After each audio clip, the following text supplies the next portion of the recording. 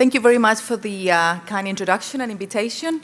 I'm Silvana Birchenough. I work in the UK, but today I'm going to tell you about my second role, which is my role at CIESM, which is the International Council for Exploration of the Sea. I am one of the 4 steering group chairs. I look after ecosystem processes and dynamics. That means that I work with a lot of expert groups, which I'm sure most of you probably participate or have heard about it. And today I want to tell you about fisheries, but also the marine environment and the work we do at CIESM, but also how the science actually fits into advice, fisheries advice and ecosystem advice.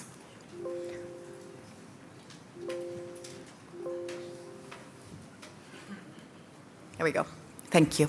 So just to begin with, just an outline of the presentation, just give you a little bit of flavor what CIESM means, what do we do, and how do we do things. We have a very strong network of scientists, but also advisors. And equally as well, CIESM, as you probably some of you already heard, we work very closely with ecosystem-based approach management. We take account of the most up-to-date evidence to actually support our decisions, but also our messages.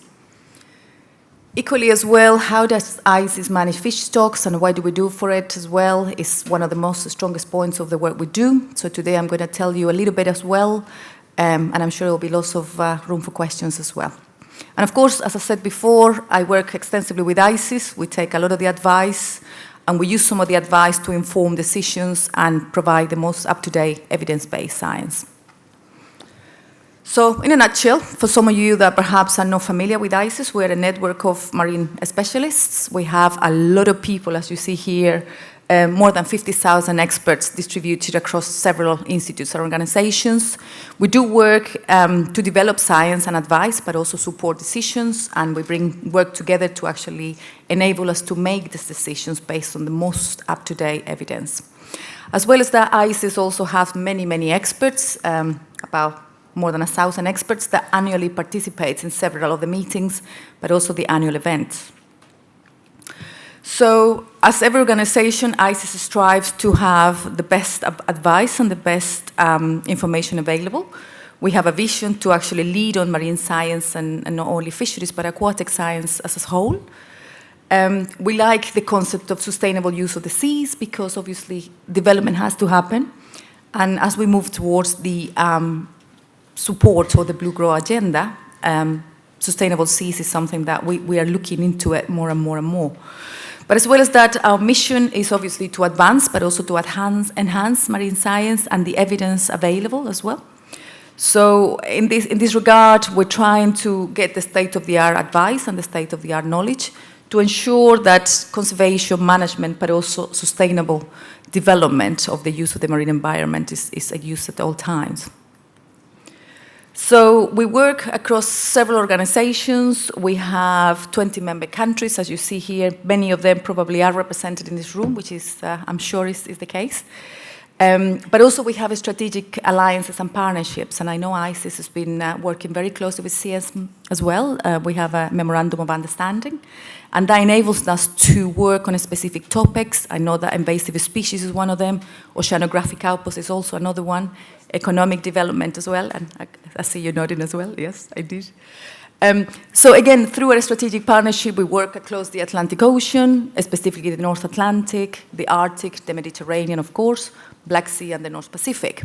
So we do not stop, we don't stand still, and as you see here in this little diagram here, this is a network. We have many experts, institutions, broad range of scientific expertise, many expert groups that do come together annually to actually discuss the most up-to-date science, but also set the scene and direction of how the science will shape to enable us to actually be at the forefront of how the science will actually help us to tackle advice or research or whatever the trend of marine needs are at this point.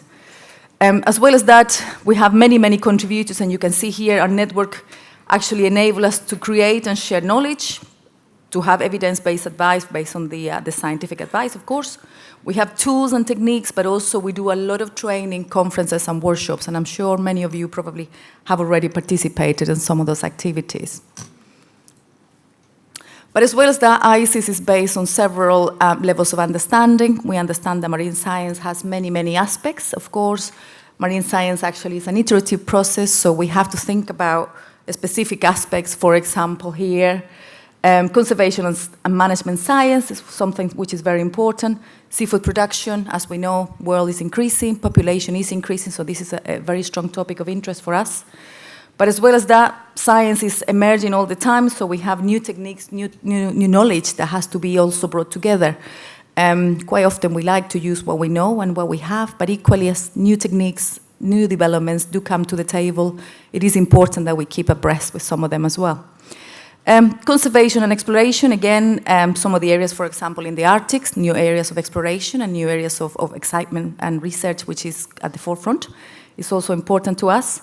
As I said before, a big concept of impacts of human activity, sustainable development has to happen, so we do have to be careful how we monitor some of these activities, but also how we manage some of those pressures as well in the marine environment. And of course, ecosystem science fits into all of it, but also the sea and society, the general public, citizen science, and some of the areas that we are very keen to also support, but also these are the areas that can help us a great deal as well.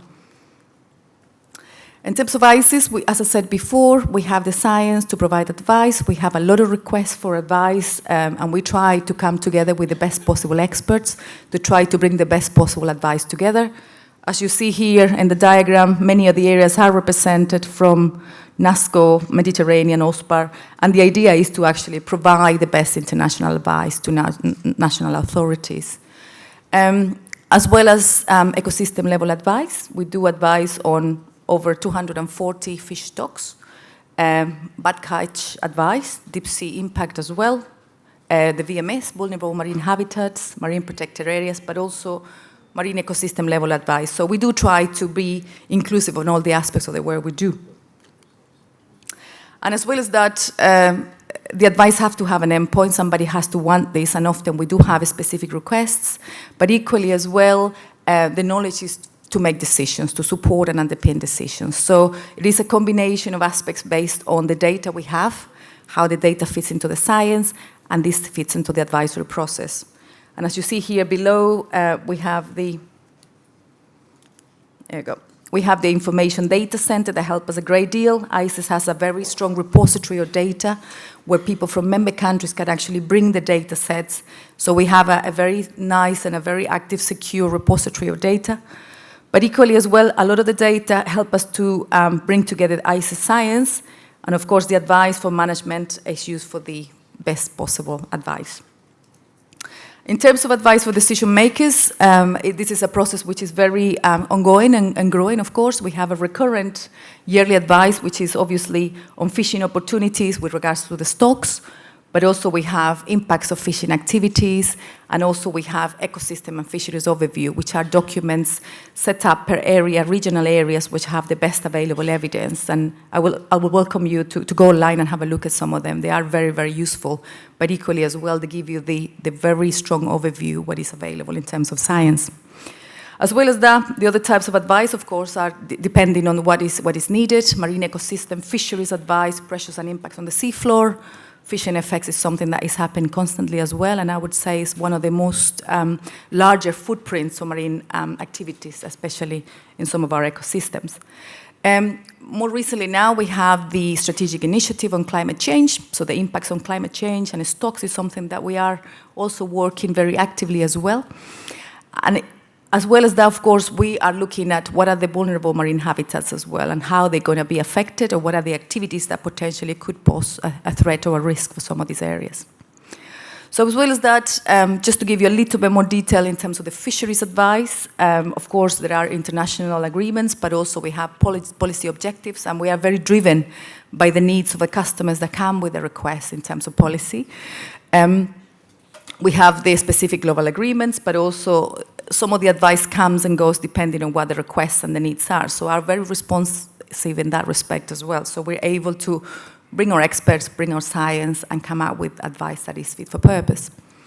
But as well as that, of course, sometimes, in some cases, policy objectives have a very strong drive, and often we do try to be responsive of those, but sometimes precautionary principle also applies, because there are things that science is an iterative process, things are being developed, things are being ongoing, so therefore sometimes we don't have all of the evidence per se available yet, but we are able to make decisions based on the information that is available to us as well. Maximum sustainable yield, I know some of you probably are very familiar with this concept. We are very active in the way that we bring the evidence to support what we're actually recommending in terms of maximum sustainable yield, but also equally, as more science becomes available, we're able to give a more strong level of evidence and background as well. An ecosystem-based level approach is something that we are taking all of the aspects of the ecosystem together to actually make a very sound and very robust level of understanding and support of the science. In terms of ICES advice, we have a very coordinated process. This goes through the advisory committee. We have the delivery of ICES advice, which take a series of steps from the request to the advice, how we work with the stakeholders, how we bring things together, but also how we review and scrutinize the information which is relevant for the stakeholders, but also science and society. And also we have a very comprehensive group of people, which are, the ACOM has a chair, we have 4 vice chairs and 20 member states. Quite often we try to get representatives from every member country, so the advice is neutral, is impartial, and based on the best science available. More on the actual advisory process, once we get a request for formulation of advice, obviously we look at what are the scientists that are working on the topics and confirm the roles, who is already been doing some of this work. So the advice is current, but also is fit for purpose. We do have a knowledge aspects of it, a synthesis of how we gather the knowledge, but also we have expert groups that will feed the science through, and we will understand who is actually at the forefront of these topics. All of the science is peer review. We have independent methods that help us to actually look at this to make sure that things are neutral, but also on a very strong level based on the science available. And finally, once the advice is produced, we have a specific answer for a specific request, and this has to be obviously a consensus, but also has to be realistic and sustainable. This is the project on a more specific advice, how things are requested, from the request to the knowledge. This is how we have a very strong community of experts, so the data is quality assured. So again, the information is actually checked and make sure that the information available will fit the best possible answer. But as well as that, we have a very thorough level of reviews and methods until the actual advice gets produced. We have a committee that looks at this and drafts the advice. So again, this is a very well thought process. I just wanted to give you an example of how we dealt recently with the North Sea herring. This was a request of advice that came from the European Commission. So that was the formulation. We actually have a herring assessment working group, which has nominated experts from many countries. And the idea was that they meet and get together and analyze the information. So again, the advice is based on current knowledge and the best possible information. Once the advice actually is looked at, we have the advisory committee that fits onto this level of advice and detail, independently review, and then we actually formulate the advice, which is actually approved by the advisory committee. So again, the process is very detailed, but also very, very thorough and very robust. And finally, I'll leave you with that. I hope I've given you a little bit of flavor of ICES. I'm happy to take questions. I'm happy to take comments. And thank you very much to you all for listening. And thank you.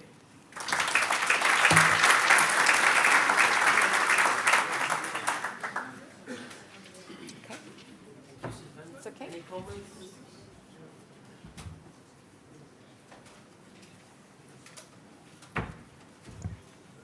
Any comments for Silvana? Yes. Silvana, thank you for a very nice presentation. I'm Toste Tanura.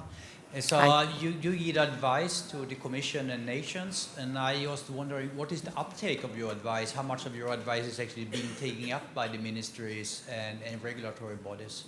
And do you see any way to improve that connection? Yeah, that's a very important question, and it's very relevant to the work we do. I personally work for government as well in the UK, so I know how challenging it could be. In several cases, yes, our advice is taken up. Policy advice usually takes a little bit of time, but I think we're on the right track. I think having the experts and having the evidence is giving us a very strong sense of the needs and the drivers, and often we are able to be very responsive. And yes, I think we are on the right track. Of course, we would like to do more of it. And I know that ICES have very severe levels of dialogue with several organizations to actually make sure that they are aware of the science that's being developed, but also how it can support the needs. And for example, in the Arctic, we're very actively trying to fit some of our advice, and I know that's been taken up quite strongly. So I think we're on the right track. Of course, we can always do more, but I think yes, we're on the way to go. I think, yeah. Thank you. Okay. Okay.